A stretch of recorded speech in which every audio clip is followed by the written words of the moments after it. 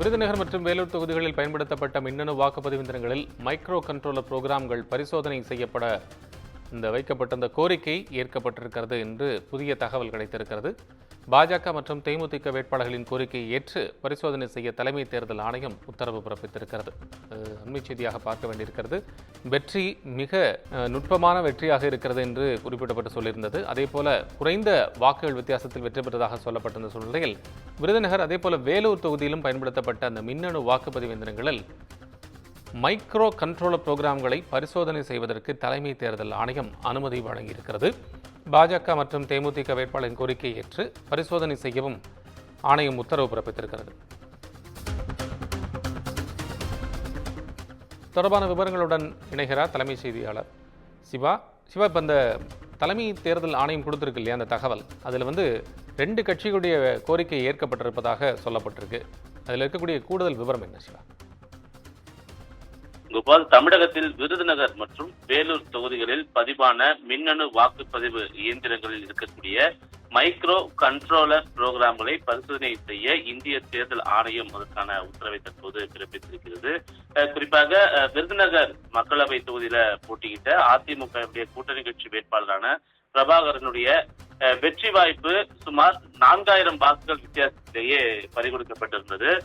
இந்த நிலையில ஏற்கனவே அவர்கள் செய்தியாளர் சந்திப்பின் போது விஜய் பிரபாகரனும் அவருடைய தாயாருமான தேமுதிக பொதுச் செயலாளர் பிரேமலதா விஜயகாந்த் அவர்களும் இந்த வாக்கு எண்ணிக்கையின் போது குளறுபடிகள் ஏற்பட்டிருந்தது. ஆகவே மறு வாக்கு எண்ணிக்கையை தேர்தல் ஆணையம் நடத்த வேண்டும் என்று தொடர்ந்து அவர்கள் கோரிக்கை வைத்திருந்தனர். இது தொடர்பாக தமிழ்நாட்டில் இருக்கக்கூடிய தலைமை தேர்தல் அதிகாரி சத்யபிரதா சாகுவிடமும் மனு கொடுக்கப்பட்டிருந்தது. இது தொடர்பாக வழக்கும் பதிய இருப்பதாக அவள் தரப்பிலிருந்து தெரிவிக்கப்பட்டது. அதோடு மட்டுமல்லாமல் வேலூர் மக்களவை தொகுதியில பாஜகவினுடைய வேட்பாளராக இருந்த ஏசி சண்முகம் இது தொடர்பாக தேர்தல் ஆணையத்தில் முறையிட்டிருந்தார்.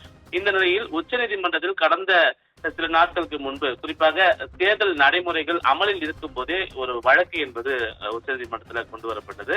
அந்த வழக்கில் மைக்ரோ கண்ட்ரோலர் புரோகிராமினுடைய உண்மை தன்மை தொடர்பாக பல்வேறு வாதங்கள் எல்லாம் முன்வைக்கப்பட்டிருந்தன. இந்த நிலையில் தான் மைக்ரோ கண்ட்ரோலர் புரோகிராம்களை பரிசோதனை செய்வதற்கு குறிப்பிட்ட மக்களவை தொகுதியில போட்டியிட்டு வெற்றி வாய்ப்பு இழந்திருக்கக்கூடிய முதல் 3 இடங்கள் வந்திருக்கக்கூடிய வேட்பாளர்கள், வெற்றி பெற்ற வேட்பாளரை தவிர்த்து அடுத்த 2 இடங்களை வந்திருக்கக்கூடிய வேட்பாளர்கள் தங்கள் இருக்கக்கூடிய சந்தேகங்களை முன்வைத்தால் இந்த மைக்ரோ கண்ட்ரோலர் புரோகிராம்கள் தொடர்பான பரிசோதனை என்பது செய்யப்படும் என்ற ஒரு உத்தரவை ஏற்கனவே உச்சநீதிமன்றம் வழங்கியிருந்தது. அந்த உத்தரவினுடைய அடிப்படையிலேயே தற்போது இந்த அனுமதியை இந்திய தேர்தல் ஆணையம் வழங்கியிருக்கிறது.